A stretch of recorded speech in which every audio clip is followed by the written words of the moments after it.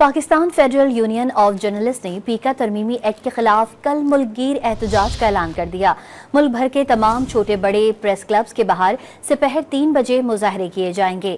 सदर PFUJ अफजल भट्ट ने वाज़ेह किया, वो सहाफ़ी आज़ादी के कायल नहीं और न ही कानून साजी के मुखालिफ हैं, लेकिन आइन की रूह के मुनाफी तरमीम हरगिज कबूल नहीं है।